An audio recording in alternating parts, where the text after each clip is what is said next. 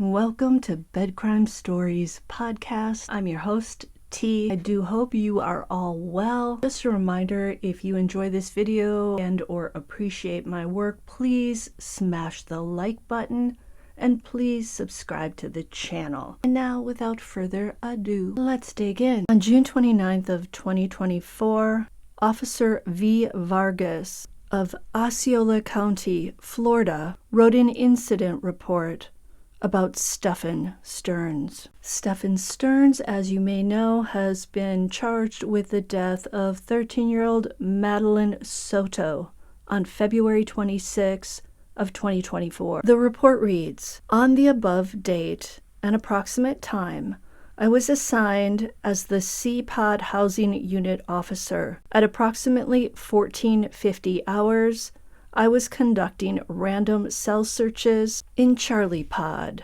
While searching the cell of inmate Stephan Sterns, I noticed some yellow pieces of notebook paper. This caught my attention because yellow paper is not common in our facility. After finishing the search of the cell, I asked another officer to confirm the presence of the yellow paper, and he also found it unusual. Just as we were about to wrap up, Corporal Dinko entered the pod. I inquired with her about whether yellow paper was permitted. She wasn't certain and asked to see the papers in question. I then requested inmate Sterns to hand over the paper, which he did. I asked the inmate how he obtained the yellow paper, to which he stated that his attorney had provided him with a few blank yellow papers on a prior date. One of the papers turned out to be a handwritten poem labeled "For Maddie." I showed this note to Corporal Dinko. After closely examining the handwritten note, I noticed a few lines that concerned me. I immediately reached out to Counselor Mendoza from Mental Health Services. Mendoza has been involved with inmate Sterns since he was first brought in because of his high-profile case. After reviewing the note, she agreed with my assessment that it needed to be reported. Counselor Mendoza then evaluated inmate Sterns to determine if he needed additional mental health support. After her evaluation, she concluded that he could stay in his assigned cell without any additional restrictions. Photos were taken of the note and uploaded to the appropriate drive. Due to some concerning content within the poem, it was handed over to Kissimmee Police Department Detective Morris, and a chain of custody form was completed. The report is forwarded to the Watch Commander and the DRL for review. So what this is all about is a poem that Stephan Sterns wrote to his victim, Maddie Soto. Clearly, he wrote this poem while he was in custody, so post her death. The poem reads, always, your hair was like honey, with eyes stormy blue, gone far too soon. I will always miss you. Your smile was a treasure. Your laughter filled the room. The world is not the same. I will always miss you. I loved you so much. I would have died for you, with no end to my tears. I will always miss you. As I held you in my arms, my heart died with you. Rest in peace, sweetheart. I will always miss you. Boy, oh boy, what is with this poem? Stephan Sterns manages to write a poem with the repeated refrain, I will always miss you. He tells Maddie that he loved her so much that he would have died for her. Oh yeah, Stephan, so then why didn't you die instead of Maddie? He makes it sound like she died in a car accident and he would gladly have taken her place if he could have. Well, we know that she died up in that room, most likely, and that she died literally by his hands being around her neck. Nobody forced those hands up to her neck. Stephan Sterns did that. Stephan Sterns also basically confesses to the crime when he says, "As I held you in my arms, my heart died with you." So it sounds like he's saying Maddie died in his arms. Personally, I feel like this poem is more of Stephan Sterns' pathological lying. This is pure propaganda, in my opinion, designed to make it look like Maddie died by accident. And yes, I got this poem from Plunder's Patreon. She and the docket obtained this particular evidence. They paid for it, and I am a Patreon member and I paid to have access to it. Credits given. Let's move on. Let's say this isn't more of Stephan Sterns' BS.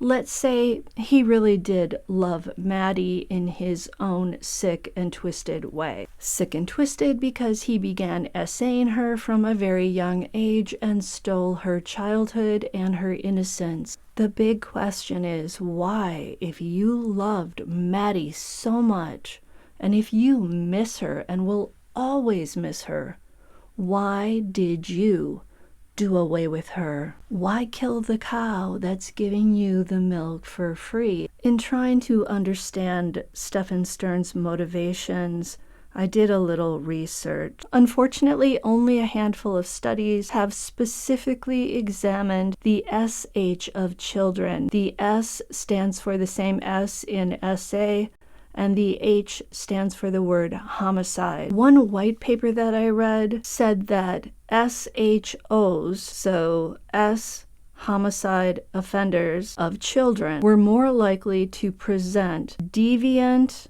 S fantasies, paraphilias, feelings of rejection from other individuals, antisocial personality disorders, and low self-esteem. That same white paper said that the comparison of the crime commission process of SH involving child and adult victims indicates that in crimes involving young victims, S homicide offenders were more likely to establish contact with the victim prior to the crime, to use physical violence to control the victim, and to use hands around the neck to unalive the victim. The paper also said that studies showed that SHOs, again, blank homicide offenders, tend to commit the crime in a residence. Madeline Soto most likely died in her home. The paper also said that this specific type of offender tends to essay the victim using the front entryway instead of the back, if you know what I mean. The paper said that a second set of studies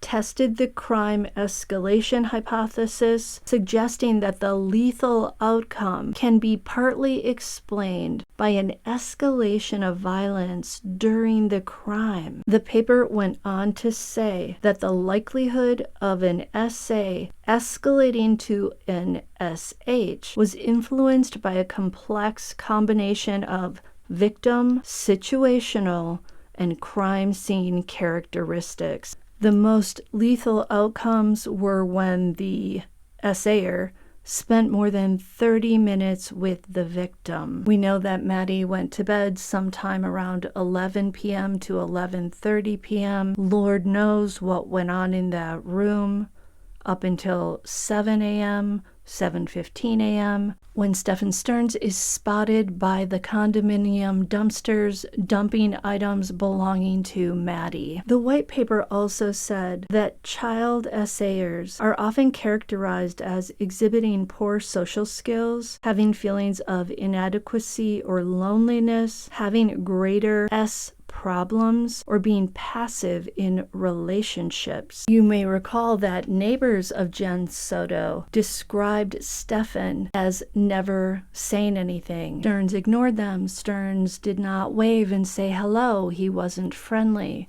As for S problems, we heard from a woman who briefly dated Stephan Sterns when they were both supposedly working at Disney. She said that he had trouble performing, and one time he asked her to play dead and to lie on her stomach and she recalled that that was one time he was able to perform. I think Stephan Sterns was into little girls, and he needed to fantasize when he was with a female who was a woman, a grown adult, in order to be able to perform. This may be why Jenn Soto and Stephan Sterns broke up. Perhaps Jenn Soto was not satisfied with Stephan, if you know what I mean. The article also said, quote, "Indeed, a defining feature of child SA is the offender's perception that the S relationship is mutual and acceptable. Because Stephan Sterns is a pathological liar, he will likely never admit to unaliving Maddie, and thus he will never probably say why he unalived Maddie. Based on his chaotic behavior on the Monday, the day that he dumped Maddie's body, I believe that this crime was not premeditated, it was not carefully planned, and it was spontaneous. Something happened in the early morning hours that led Stephan to want to unalive Maddie. Somebody he claims he misses, somebody he says he would have died for, somebody I think he viewed as his girlfriend. Remember, he told a friend one time when an older woman was at a bar and trying to get his attention that he had a hot Latina waiting for him. Remember, Madeline's name was Soto and her family was Puerto Rican, at least on her mother's side. I really believe that hot Latina was Maddie. And I think when he said, "I didn't start this," when his parents asked him what happened, I think Maddie didn't want to do this anymore.